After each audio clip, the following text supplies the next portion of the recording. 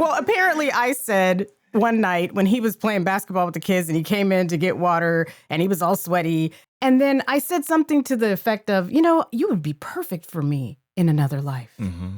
Because I was not in any place ready. And then his light went on. Yeah, I heard it and had probably the best basketball game that I've ever had. I mean, you would have thought I was LeBron James myself. I'm dunking on kids. In the house, man. Kids come out of there crying. Master Sergeant is just really mean tonight. What did you tell him? What did you say to him? Welcome to the KnifeWife Podcast. I'm Suz, married to Bob Terzuola. This podcast is about couples who live, love, and work together. And it has little to do with knives.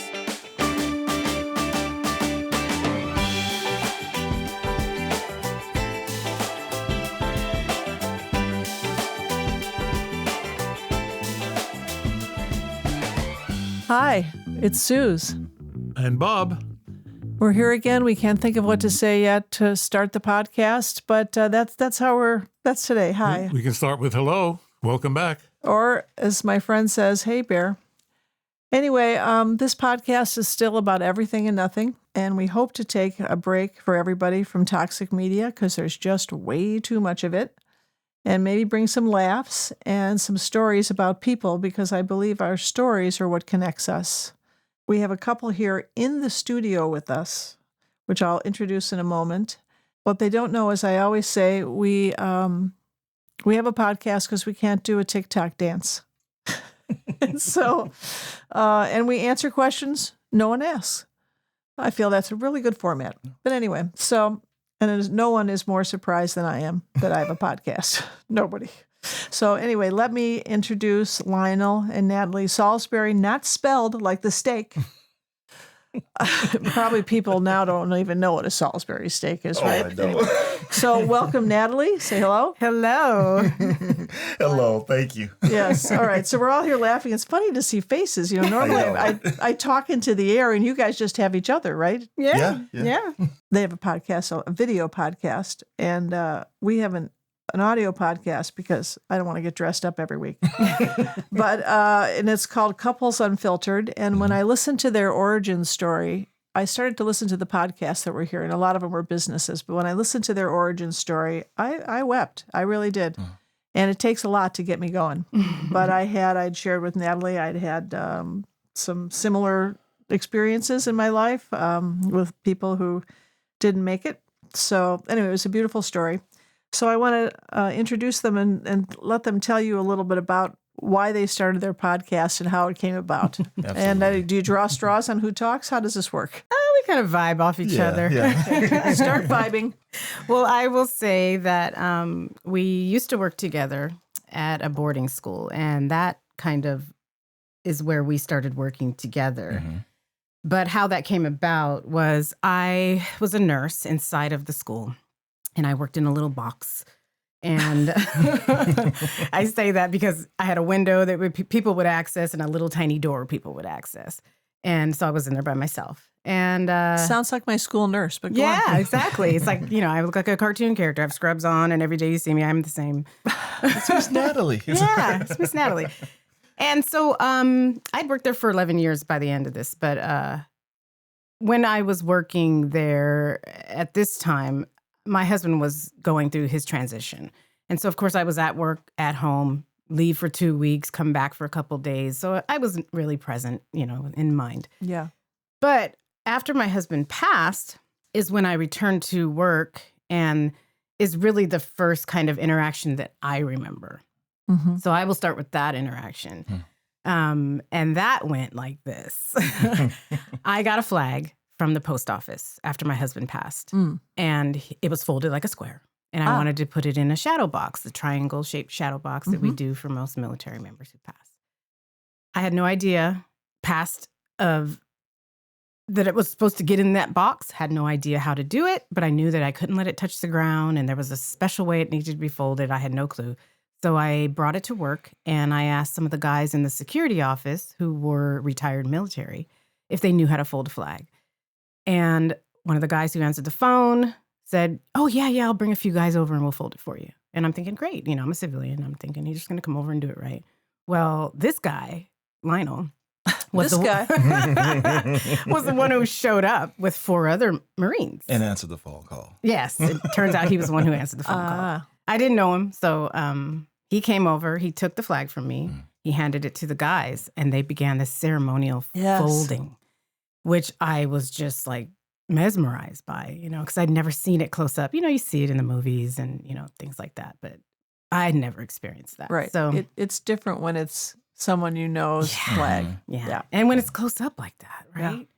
So he gets the flag from the guys after they fold it, and he does his pivot and is completely at, the proper position, and he looks very serious, and he turns and, hands it to me and says, "I'm sorry for your loss." And that connection I had with his eyes was very soulful, because I was emotional, but he knew what I was going through. So we shared this moment together, and it was like a moment that just stamped in my brain. You were vibing then? Yeah. In Italian, that's known as il fulminare, the lightning bolt. Wow. Well, I will say that there was definitely no romantic sparks, but it was a soul connection that was undeniable. And of course, I'm mourning my husband, so I'm just thinking this moment has everything to do with the fact that it was sad, But after that, Yeah, we just started really becoming friends and getting to know each other. And we realized that we are, 2 years and 2 months apart in age. 2 days. 2 years and 2 days apart in age. So, we're the same sign, and we grew up in the same era. So a lot of references and a lot of TV shows and a lot of music, we both share that same time frame. So, and it was great because I needed somebody to connect with me at the time that wasn't, "Oh, are you okay today?" And, knows the history and wants to baby me. And he was just talking to me like normal. He knew, but he was treating me with respect, but yet still trying to kind of just make it normal for me. So that was interesting. His recollection of when we met is a little different. Yeah. Well, I met her first. What do you say? It often is. Yeah, absolutely. The first time we met, and I can understand she was probably in the fog of dealing with, the passing of her husband and having to be the caregiver. But I had just started working there while I was transitioning from the Marine Corps. And so I got a part-time job just to kind of fill out civilian life. I've been a Marine for 22 years. 22? Yes, ma'am. Wow. And I started working there part-time in a security role. And in true Marine fashion, it's okay, you do the job right. So I'm going around campus and I'm checking doors. I'm making sure all the doors are properly secure. And I go up to the door of the health center and I check it, and she comes to the window and she looks at me and she's like, "Well, what do you want?" It's nothing. I was very protective of the children on campus, and somebody's wiggling my door where I carry drugs. Yeah. Yes. I'm doing my job. I'm just making sure that, this is supposed to happen. And it was very ironic because I've seen her face before. I've never met her, but I've seen her face before. And it stuck with me. And then soon after, everyone on campus was talking about this young nurse who lost her husband. And I put 2 and 2 together. We never formally met until she gave me that phone call and said, "Is there anyone who knows how to fold a flag?"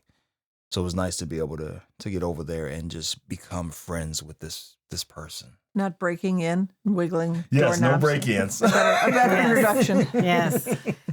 So that's kind of the short version of the story, except for the fact that as, time went on, he moved up and he became, a TAC officer, which is where he has his own set of kids he manages, kind of like a den mother for people who don't understand how military boarding schools work. But and then he had to interact with me more often, especially just due to the medical aspect of the boys and everything going on in the health center in general. And he kept moving up. But there was a little caveat to this, which was that he was married. And the, the marriage was falling apart. And they were in the middle of a separation, but living in the same home. Yeah, we had I retired from the Marine Corps and was trying to fix the relationship. So best way to fix a relationship in my mind is let's buy a house. So Sure. That's most marriage counselors recommend that. Yeah. we guarantee you should buy a house. So we did that. We bought a house, and of course we went to Menifee and, bought a good sized home, had it built, and it's like, all right, here we go. She was a chef, so you have the kitchen of your dreams. You can go in, you can make whatever you want to make in this amazing kitchen, but it didn't fix the relationship. So here I am now in a brand new house, paying a mortgage, and the relationship is still falling apart. So like, okay, the house is big enough for the two of us. So I'll live downstairs, you live upstairs. And that was a good chunk of our life. Yeah. Living together but separate. And he was very open about that he was married but I never knew there was any issues, right? So we're just friends and we're talking about life. And then one day we realized that we had feelings for each other. And it was kind of like an overnight thing. Mm-hmm. Like, not even overnight. It was like he made a comment. I received the comment. And it was like, oh my God, do I have feelings for this guy? Like that? Was it me making a comment? I think. Well, you made a comment, but he says, She said something that He said, she said. Oh, no. You sound just like us right now. Bob, and then Bob says, you're lying. And the people look at me like, oh, she's a terrible liar. Don't believe a word she says. Well, apparently I said one night when he was playing basketball with the kids and he came in to get water and he was all sweaty. And I was just like, he's an amazing human being. He's a unicorn, I call him, because he is just one of those people that his moral compass is just so high and is unmatchable. But I was always thinking to myself after I found out him and his wife were having issues, I'm like, who can I set this guy up with? Like, he is such a great guy. That's what my mindset was. I know somebody's got to match him. And then I said something to the effect of, you would be perfect for me in another life. Mm-hmm. Because I was not in any place ready to move forward or And who wants a married guy? Yeah. Again. I was married for 26 years. Yeah. I was ready to just be alone and figure this out. Yeah. And then his light went on. Yeah, I heard it and had probably the best basketball game that I've ever had. I mean, you would have thought I was LeBron James myself. I'm dunking on kids. In the house, man. Kids come out of there crying. Master Sergeant is just really mean tonight. What did you tell him? What did you say to him? Yeah. So then we decided from there that we were going to keep our relationship quiet. Yeah. But try to figure out what this was. Mm-hmm. He was married 22 years also. Right. So the divorce proceedings started, and after he moved out, and after he moved out, we decided let's see what this is. Even though that was not aligned with anything we ever believed we would do. Right. Yeah. Well, these things happen. I can't tell you. I just had a similar thing with one of my kids. And it just, sometimes it happens. Mm-hmm. It does. And life, my friend Brene Brown says life is messy. Oh, yeah. And it is sometimes, but it seems like a nice mess now. Yeah. Well, it's when you're fighting against something positive, it's really confusing. Yeah. Because we believe that it was all God's timing. There was times where we were supposed to be separated from each other, and then there was times where we were not. Mm-hmm. And each one of those times felt right. We just kind of rode the wave, of life. And when you lose people, you change the way you kind of go through life, the way you move forward. Mm-hmm. You're not the same person Yeah, before you don't see everything the same. Or when they're over. I call it 2.0 or 3.0, depending on people's experiences. Right, right. So definitely. But his wife, to finish the story, after we were seeing each other for 6 or 7 months, and I don't know exactly how many months it was, but she passed away. So she passed away. She was alcoholism. And I'm sorry. Well, I have a lot of that in my family. In fact, I'm the only sober person walking around, I think. But anyway, yeah. So it never looked appealing to me watching it growing up. I was like, I think I'm not going to do this. Yeah. And, it's funny how you either do it or you don't. Like, you watch people change in front of you. Right, like, right. What is in that bottle that makes you change your personality? So and that chalk line, nobody sees a chalk line until they're on the other side of it. So, Right. but anyway, well, that solved the divorce problem, Right. in one way. But Right. I'm so sorry. That's not always. No, I mean, easy. honestly, it's one of those situations where we look at each other sometimes and say, oh my gosh, I can't imagine how we would be with each other if we were dealing with having exes Yeah. present. Yeah. We don't realize it, even though that sounds so kind of vile. It's like we have this kind of, I don't want to say gift because it's not a gift. It's more of a thing that has happened. And now we navigate through life knowing that there's a lot that could have been different. Mm-hmm. And we don't miss a step of enjoying life together. Yeah. Yeah. Knowing that there's a lot of things we don't have Well, to. we found each other later after experience. divorces, and my only regret is that I didn't meet Bob sooner because we've had such a short time together. It's been 22 years, but still, Right. it seems like a short time. It's flown by, and that was the only thing that I wish. But maybe we would have been too hot-headed and, blown up. I don't know. As we say, Scorpios, we would have not been okay in our Scorpios. 20s. Not in our 20s, no. Yeah. Oh, yeah. So anyway, so now you can be together. Now yes. Yeah. Yeah. Whereas before we were hiding, Yeah. not purposely, but not purposely. Yeah. And you sort of had somebody where you worked that thought you might be a good couple. Yeah, we had. So, when you work in a place like that, you get attached to a lot of the kids because they live on campus, Yeah. right? And so we're like parents. Yeah. Yeah. And the kids knew of our stories in general. And, of course, the ones that he was working with closely knew that he was going through a divorce and, And we had this one kid, and I will leave his name out of it because he's famous and he's a famous parents. Oh, okay. But he was just so cute. He would come to the window and say, Miss Natalie, are you ever going to date again? And because, I have somebody I think would be really good for you. And I'm like, okay. And this kid's like 14, 15 at the time. From the mouths of babes. Right. And he's talking about these romantic locations in Hollywood and LA that I could go to. And he's like, I want to connect you with somebody. Would you let me? And I'm like, who? He's like, I think Master Sergeant would be great for you.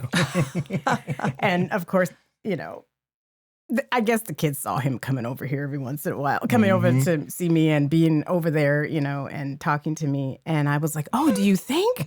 Okay, well, I don't know how to approach that. He goes, I'll take care of it. I'm going to talk to him. So he would go to him and talk to him about I think you should ask out Miss Natalie in the health center. He would write down locations to go to in LA because he knew I'm not from California. I grew up in Ohio. So I'm a Midwesterner too. Oh, yeah. So they knew this, and it was like, all right, so these are the places you need to go to. And he would write them down, like, all right, great, that's a great idea. What do you think if I do this? Or how about if I do that? And he's like, yeah, that's a great idea. Get her flowers and do this and do that. So we were really conspiring to find love. So he was in the space of thinking that I'm doing this. I'm making this happen. Yeah. So we had already started dating, obviously, but we didn't tell him that. And we didn't tell any of the kids any of that. We were very professional at work, always. And so after we did go on our first date, we pulled him in and we were like, hey, we got something to tell you. And don't tell anyone. But we went on our first date and we really like each other. And so we had this kid going for quite a while. And on graduation day, which was like a whole year later, we told him, we said, hey, we need to tell you something before you walk away. Oh my gosh. We've been seeing each other way before you did that, but we just want you to know that we really appreciate that you gave us the strength to be able to kind of be out there and let everyone know that we were dating now because you kind of confirmed that it was okay. Yeah. And your hunch was right. Yeah. Because we were set up by someone Yes. who knew Bob since they went to college together. Oh, nice. And I had just moved. I couldn't have met Bob if I didn't move from Chicago to New Mexico. That's where Bob was living at the time. And I definitely believe that, this was guided by a greater hand than my own. Yeah. And, he said, I know a great guy for you, and I think he'd be perfect. And I said, what's he like? I was looking for a cowboy with a PhD, which I never found. But I did find Wikipedia. And anyway, so that's a long story. me. That's another story. But I clearly believe that, well, what, why? How would I meet someone? I never thought I would meet someone there. And I was a single parent of a special needs child, and guys would meet me and they'd be like, "Oh yeah, I can handle that." They couldn't handle. They go running when they would meet him. Sorry, Alex. And so anyway, so I get that. And so then, speed it up to 2020, right? When COVID hit, I keep forgetting. Yes. We were married on Valentine's Day 2020, and then COVID hit in March. So the world shut down. Yeah. Well, you have a way of consolidating holidays, don't you? Your anniversary is Valentine's Day, so you save money on, Yes. Well, that could be tricky with the year ahead reservations that they don't take. And then your birthdays are 2 days apart. Yes. So it saves on birthday cakes and candles That's right. and stuff. So you That's just right. all make just one big That's Exactly. right. Yeah. And our Very frugal. and our birthdays are 10 days apart. Oh, nice. So his birthday's first. So it's usually I trail behind. We don't. This year we're going to be in Italy for Bob's 80th birthday. nice. Wonderful. And talk. and it will be. We'll see. I don't know if we'll celebrate mine. We'll be home for mine by that time. But anyway, so we'll see. That's a very, very good point about Valentine's Day. Yeah. And so anyway, so you're shut down. Yeah, You're we're newly shut married. down, newly married, which was great. But we realized we are a couple that inside of us are these social people.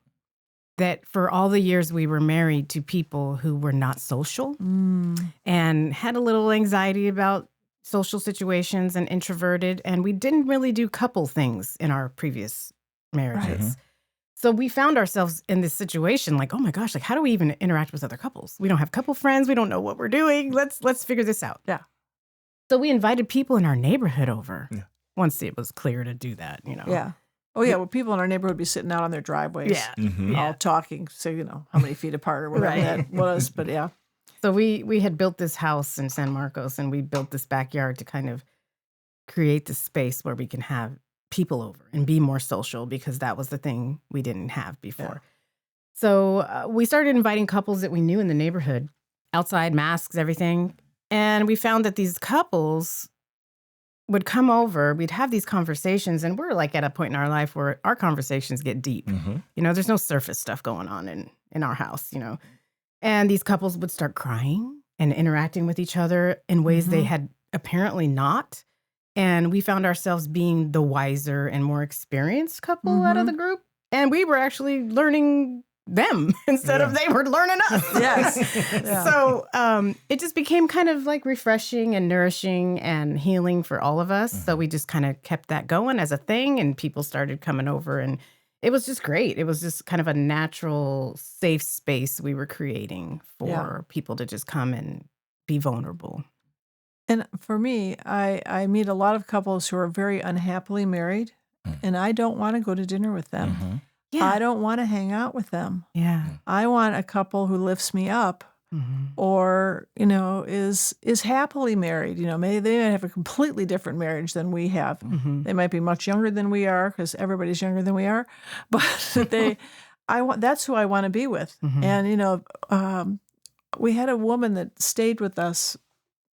I won't say her name, but she had a very unhappy long-time marriage. And Bob brings me coffee in bed every morning. Yeah. And she's like, why is he doing that? Why don't you just come out here? I said, because I like it. It's nice. Yeah. And she said, well, my husband would never do anything like that. And I thought, well, you yell at him and berate him all the time. That's why I'm not her husband. That's right. Meaning the lady. The ladies. So anyway, I would have enjoyed that. I wish I had known you. We would have come over. Well, that's an important thing, having couples that are doing well. Yeah. And to be able to be transparent with that, to tell their lessons and their tools to be able to help others, and not to, talk about knives, but steel sharpens steel. Yeah. And you have to be able to surround yourself with someone that can help enhance your relationship by their examples. Right. Yeah. And there's nothing more than, which is what I wanted, started this podcast for couples who work together, because I meet so many couples who work together all the time, and there's nothing written anywhere. There's no books written. There's nothing. There's about marriage or all that, but not about this. And for us, we have a lot of laughs. I mean, we really have a lot of laughs.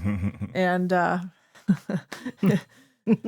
Bob makes me laugh a lot, and I'm the clown in the relationship. But funny, I don't even like clowns. But neither do I. Yeah. So anyway, so that's really important. And when I ask some couples to be on the podcast, I'm surprised where I've heard, well, we don't really get along that well. And I don't really want to work with him, or I'm uncomfortable, whatever. And I'm like, oh, okay, well, I respect that. But that's not what I'm looking for. I'm hoping we're lifting other people up. Right. And so anyway, so you had these couples in your backyard, 6 feet apart. And then what happened? Then we decided, maybe we should do a podcast. We can go in our closet and just do audio and just get all the equipment and just talk about relationships and all the stuff we've learned. And it kind of just fizzled because, during the pandemic, you're trying to figure out so many things. And we're newlyweds, and we just didn't, how do you start this? We don't know anything. Yeah. So some time went by, and we met Zeke.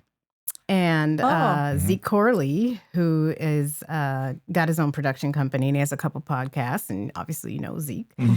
And he asked Lionel to be on his podcast, Same Business, Different Day, which he was talking about, how he ran for city council and Marine Corps and kind of all the things, all the hats Lionel wears. He's involved in a lot of things. Yeah, leadership. This guy, you have a cape, I bet. You didn't wear it today, but I bet you have a cape. Well, he's a unicorn, so it's actually very colorful. So it's rainbows. Okay. And then Zeke invited us on his other podcast, which was called Network One-on-One. And we were with another couple, and he just threw us together. We've never met, and asked us a bunch of questions, threw it up on a screen, and we all had to answer. And he felt like we all vibed and we had similar interests. So he was trying to be an elbow and connect us with another couple. And he was absolutely right, because that couple is amazing, and we're friends to this day. Yeah. Oh, that's great. Yeah, get along very well. So, hey, Zeke, hello. Well, I mean, here we are. So then we told him, hey, we always wanted to start a podcast. And we kind of pitched it to him, just like, this is what we wanted to do. And he's like, well, I'll help you guys. I've got a production company. Why don't you come to the Film Hub in Vista and do it here? Yeah. And so we said, you know what? Let's do it. So it just kind of happened. We started in January this year, 2024. And our first episode was our origin story. Yes. And then after that, we started recruiting couples that had different stories and dynamics that were, trials and tribulations, and they got through it, and they tell their story beautifully. And it's kind of like, we want to have mentor couples as examples for younger marriages, or anyone who's going through anything that they feel like they're the only ones going through that. Yeah. And oh my gosh, they went through the same thing we did, and they did it this way, and there's hope for us, or whatever. We just want to inspire other people to get through whatever it is they're getting through. Yeah. Well, I highly encourage everyone to watch the origin story. It's beautiful. You'll hear some of the things you heard here today, but you can see it. And you have a lot more guts than I do, because they want me to do the video podcast. I'm like, nobody wants to see two old people. So I think we're going to keep this. We're going to try and do one a month. But I have to say, Zeke, I looked at lots of places in San Diego. I went and interviewed people, because I used to work in the movie industry. So nice. I have some chops as far as, knowing I wanted a crew I could work with. And so Zeke was the last one and so these people were calling me all the time. I said, well, I haven't made up my mind yet. And then I met Zeke, and I was like, that's it, done. Yeah. And so here we are. I have a question about I guess you would call it, the way you interact with other couples, kind of help them along and give them advice, or I don't know exactly what. But where do you suppose that comes from in terms of your backgrounds? I know, Natalie, you were a nurse, and Lionel, you were a drill instructor. Yes, sir. Both helping professions in different categories, but tremendously different fields. And I'm just wondering, what do you think? You seem to have a synergy between the two of you in terms of collecting information and being able to focus in on people's maybe problems or something? Where do you suppose that comes from? I think I'm very intuitive. I used to say it without being as humble, but I think I'm very intuitive and I can read people really well. I mean, standing next to the bedside of someone who's in their most vulnerable state and sometimes physically out there, you know, I can read the vulnerability and I'm careful with it naturally, but I also think it's a passion to want to know more about people. But I think that we are similar in that way, and it's so strange. Like, we believe we've known each other in previous lives or however that works, but very familiar with the way each other feel and how we think other people feel. And we're real with them. You know, there's no walking on eggshells. We'll straight up say, hey, look, if you don't want to talk about something, it's fine, but it's safe here. Yeah. And maybe we do that in our like our vibe, or maybe we do that in our words, but you kind of know within a few minutes if someone is open to things and if they're not. So it's not a force. It's more of just, hey, I'm here. What do you need from me? Yeah, I love people. I mean, I love people. I think they're the most interesting thing in the world. Everyone is, you know, different, first of all. Then everybody knows that. But I love hearing people, how they came from here to there. We were just in Denver with my son and his girlfriend or fiance, I'm not sure what she is. And I was asking her some questions, and we began to really connect and open up for the first time. And we're sitting in a barbecue restaurant, you know, it's not exactly the most intimate place to have these kind of conversations, but I wanted to keep getting to know her. You know, the door was open. And so, you know, I shared with her, I had some similar things, and I began to see why their relationship worked and, you know, where they came from. And I find that fascinating about people. Bob jokes sometimes when I meet someone new that I'm doing my social worker intake. I'm not, but I want to know what makes people tick. You know, I don't care how much money they make. I don't care what their education is. None of that matters to me, but who they are matters to me. So. Yeah. I feel like there's also something fascinating to me about kind of everyone has the prejudgment when they see someone. They have these thoughts in their mind about who they might be or what they might do or whatever. And it's always wonderful when my judgments are completely wrong. You know, the first sight of someone, and then they start to talk. So I like kind of digging because I don't like to prejudge people. So I want to know more. The surprise factor of it. Yes. Like, oh, well, you don't know everything, Susie. And my other favorite thing to do is in the airport, we travel a lot. Or we did travel more. Before COVID, we traveled a lot. And not for vacation, for work. And we would sit in the airport and we'd see a couple sitting there. I'd say, what do you think he does for a living? And so, you know, sometimes I was able to not be like creepy and come over there and start talking because I wanted to see, you know, what they did for a living or, you know, where they're from or whatever. So a lot of judgment, but then a lot of fun, a lot of surprises. Right, absolutely. Right. Yeah. So Natalie said you said you were very intuitive, an intuitive person, and I would imagine also, Lionel, being a drill instructor, you've got to have that quality also, because you need to know how far you can push somebody and how far you shouldn't push somebody just by knowing who they were and what their experiences were. So that must have been quite a learning experience for you, and then be able to apply that dealing with couples later on. Well, I think it started for me pretty early. I always say that I grew up on the porch. So my grandmother, my mother, they're all Southern. So we spent a lot of time in the summer sitting on the porch, and all of the ladies would be on the porch and they're snapping peas or they're just having conversation. And I would sit on the stairs of the porch and just listen. Yeah. And that I developed the art of listening. There's a saying that God gave you one mouth and two ears for a reason. So I listened very well. And from listening, I started to just pay attention. And you start paying attention to how people maneuver and what they do. And that allowed me to be a better individual just by really paying attention. And I get to do that now. I mean, as a drill instructor, you would just observe and watch what's going on with the recruits. and you can see certain things. And I also went into being a drill instructor more so not just being a solid Marine, but being a father. If I'm going to lead these young men, what kind of leader or what kind of impression am I going to leave on them? So I always walk into the squad bay, where the recruits live, thinking about my boys. How would I want my boys to feel when I walk into this room? I don't want them to fear me. I want them to respect me. Yeah. And then do what I tell them to do simply because of respect. And you get to see that, and you'll see things change along those lines. And then with dealing with couples or having conversations with couples, just listen. And I try to live my life like that by just listening to my wife and understanding certain cues from her, the unspoken cues, and just paying attention to who she is. And that allows me to be that way for the rest of the world. Wow. Which right now is a challenge because I'm dealing with perimenopause. Oh, well, I'm way past that.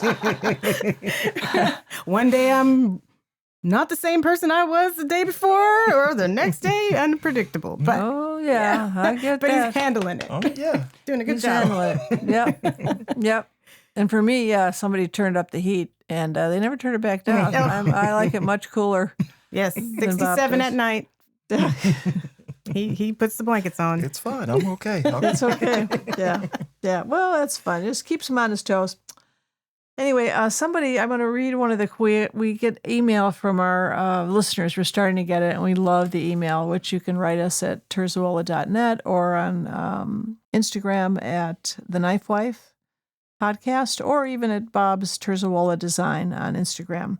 And JC, Jayce, JC, I don't know, said, "Do you ever argue during the podcast?"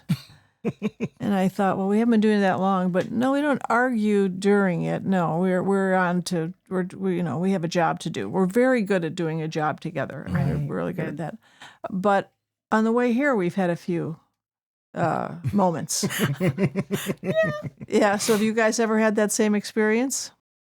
Argue is a word that doesn't really apply so far. But we definitely have, I would say, intense conversations that do not always match. Of differing opinions? Boy, Yes. boy, is that ever prevarication. Holy mackerel. So because we preach communication, right? And so sometimes I have to preface this with, listen, I just need to get this off my chest because I'm thinking about it and I don't want it to build up. So let me just throw this out there, and I'm going to be as gentle as I can or whatever. But yeah, and sometimes, unfortunately, we're both really kind of, I call it, we have an efficiency disorder. It's not OCD because I hate that. Just almost spit my tea out all over the table. Yeah, we both have an efficiency disorder. We're going to take that. Yeah. And how to be the most efficient in that way. Yeah. And so, I'm a little more focused in areas that he may be more patient with. And he's very patient. And it's kind of annoying at times. Because when I'm not patient, I'm impatient and I'm anxious and I'm ready to go and I'm, moving fast. And he's just, it's okay. We're going to do this way and it'll be fine. And it's like when someone tells you, don't tell someone with a gun to calm down. Exactly. I'm the gun. Don't tell me to calm down when I'm ready to go. Yeah. And so sometimes that's the issue, is that I get a little high and he has to bring me down, but sometimes I want to be brought down. And yeah, I'm a little wound up naturally. I am. And I have a lot of energy. And I do everything fast. In fact, I'm going to tell a funny story about, how Bob is methodical. I mean, we're both artisans with our hands and we make things. But, and we're both big risk takers. You guys are risk takers too, I think. But sometimes I move too fast. I was joking. We were coming back from Atlanta months ago. And I couldn't find, we were in the car with a Navy SEAL who's a friend of ours, and we shared an Uber. okay. Which really wasn't, I don't think, very effective for him, but he's very protective of us. So, so he wanted to make sure we got home okay. And I couldn't find my keys, and I said, I'm going to run around in the backyard, and it's dark. And I'm going to run around and you ask our neighbor, they were up. I said, ask them if they have a key. If I couldn't find it. I could remember we left at 4:00 in the morning. Where did I put the key? And where is it in my suitcase? It wasn't in my purse. And so I'm running. I joke that I used to run with scissors and I up my game. I'm running in the dark. Why? I had a phone with a flashlight. I could have walked there. If it was Bob, he would have been very slow, very methodical. He would have gone, no, I don't even know how to do that. I won't do that anymore. But so I ran around the corner in the 2 chaises that sit in front of our pool that have been there for 6 years. I tripped on it. I went flying into the air, and it was so long that I said to myself, "Oh God, I'm gonna break something." Anyway, but I hit my head first, which I still on her have head. the bump. Yeah. The least vulnerable part of her body was on her head. Yeah. So And then she wanted to do a podcast. yeah, so the next thing I remember is the Navy SEAL who can do a dead carry. I mean, if you got to be knocked out or you got to fall down, a Navy SEAL or a fireman, one of the two, probably good to have a Marine of any sort, maybe. But anyway, so I'm kind of out of it, and I sit on. He puts me on the couch, and he looks at me, and he said, "You have to go to the emergency room right now." And I went to feel it, and I had literally and I'm not exaggerating, a tennis ball sized lump on my head, and I didn't crack my head open because when you have old stretchy skin, you can hit that. No problem, swelled up, no problem. So we ended up going solid bone. Right. So I've been walking around though. I didn't go out of the house for 2 weeks because I had quite a concussion. In fact, when we were at the Scripps, they kept saying, "We can't believe you don't have a brain bleed." And I'm like, "Oh no, you don't know me. I've got a hard head." And Italian, what do they call it? So the moral of the story is, if you're ever going to fall on your head, have a Navy SEAL nearby. Oh yes, yes. Anyway. I've been fireman carried quite a. I call it fireman carried quite a bit by this guy. Oh yeah. Well, boy, we had a woman. She's on the podcast. She was and her husband. They're both firefighters. And I said to them, "Okay, here's a fantasy of mine. Did you ever firemen carry you to the bed or ever?" And she said, "Okay, yes, you said." She said no. Anyway, That's part of the perks of being a firefighter. exactly. Right? I love firefighters for that silly reason in my mind. But anyway, so I'm fine. But I've been walking around and I've had this black eye that just doesn't quite go away. They told me it could be a couple months. And so I see the people and they see him. I know. They're looking at you. They're looking at him like, "Oh, I don't know. How could you need a safe? Is there a safe word? Do we need to talk over here?" And I'm like, no, really. I did it all myself. So anyway, All by herself. But it's good. If I can, because that that brings up a story. So as being a Marine drill instructor and working at an all boys, boarding school, and them knowing her. When we started dating and everybody knew that we were dating, the boys would go over to the health center and say, "Miss Natalie, does he yell at you like he yells at us? Are you safe right now? Does he do this with you at home? Are you okay?"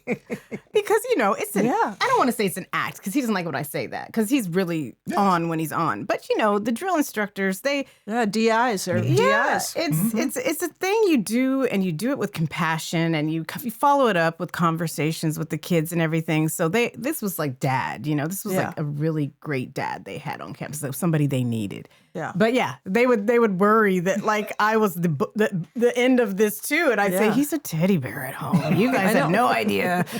Don't worry about me. I'm fine. He should be the one worried. And I call Bob because he's really a teddy bear, and he's this badass tactical knife maker, and this history in Central America. Da, da, da. And let me tell you, I call him the tactical marshmallow. Yeah. That is cute. Yeah, because I'm much meaner. I am not the nice, lovely person that he is. So anyway, okay, well, that was great. So now we have the part of the podcast where I ask, what advice would you give other couples who are working together and producing or making something together? What advice would you guys give them? Not that they have to take it, but... Well, my advice, and I think we are on the same page with this, is that, it's kind of like when you're married and you have kids and you go on a date night and all you do is talk about the kids. Yeah. And not that you don't love your kids, but you got to get away from that. Mm-hmm. You got to be connected. Mm-hmm. And I say that because we work together, we would come home and we'd constantly talk about work.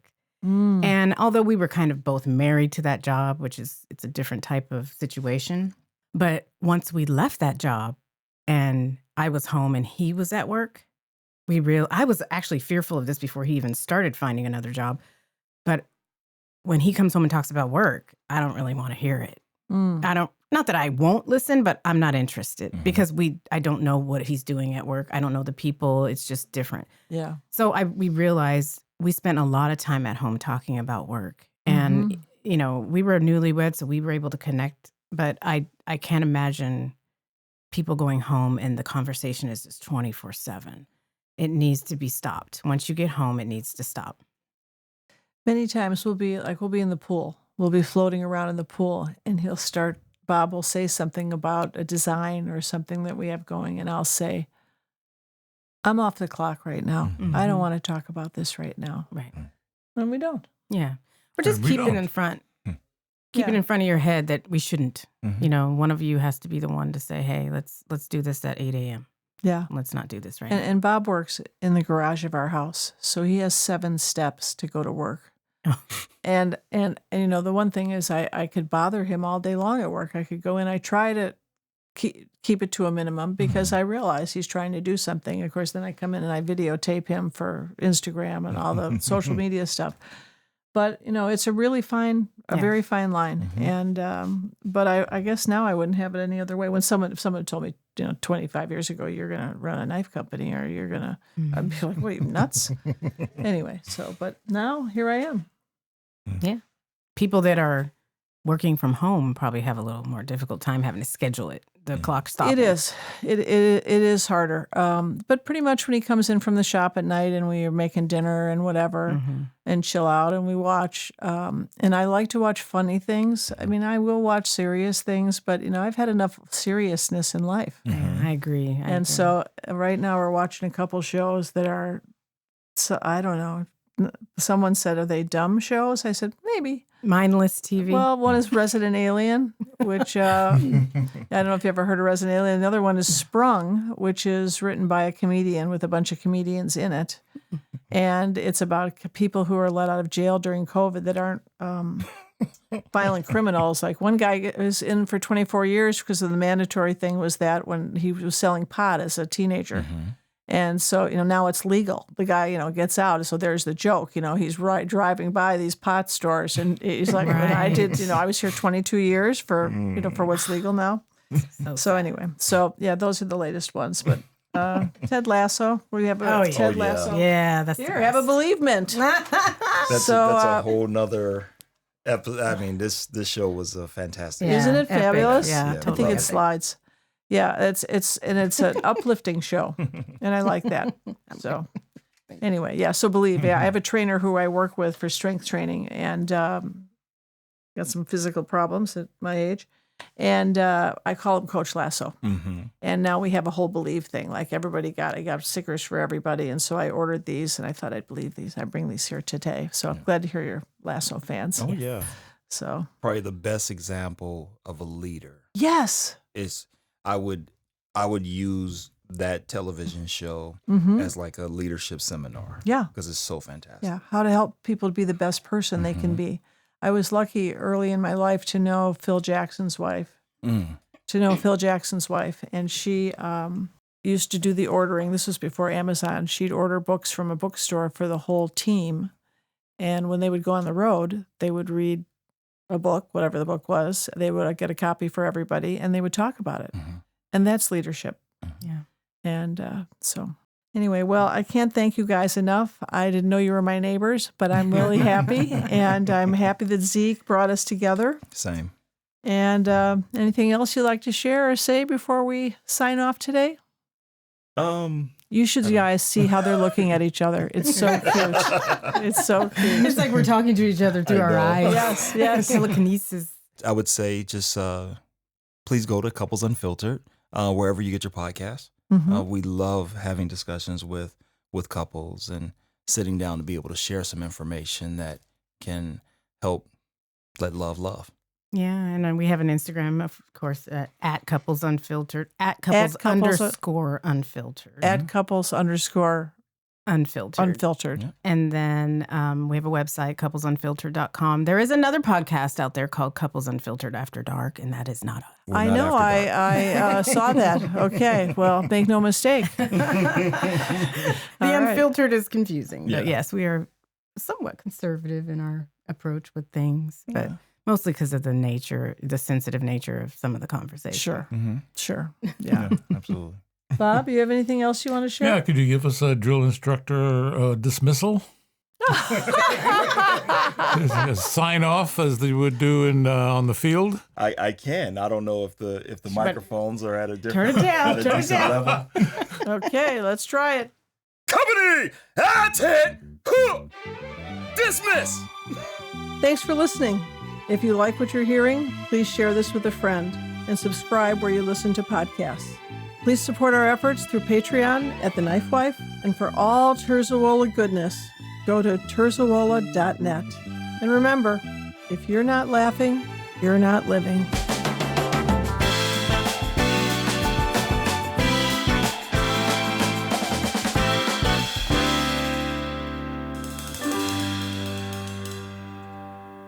Comments and questions can be made on Instagram at TheKnifeWife Podcast or our Facebook group, The KnifeWife Podcast. And if you're a couple who work together and would like to be on our podcast, tell us about yourself with an email at eccentricsuz.com or terzuola.net.